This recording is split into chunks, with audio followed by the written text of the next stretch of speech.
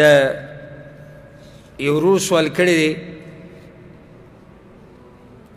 چې آیا یو سړی د خپلې خینې سره کشرې خینې سره د ښځې د مرګ نه بعد واده کولی شي او که نه؟ الجواب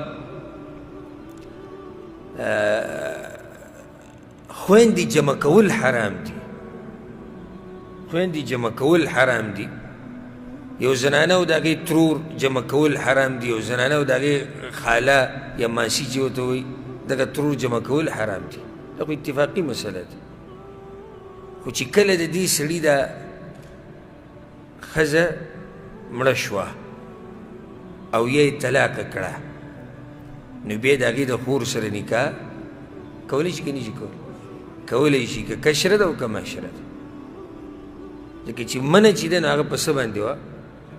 هغه منه په جمع کې وه چې خویندې به جمع کې نه. خو که دا یو مړه شي ښځه چې کومه ده هغه مړه شي یا طلاقه شي نو دوی به جدا شو نو بیا د هغه خور سره نکاح د هغې د خور سره نکاح کیدی شي. والله اعلم.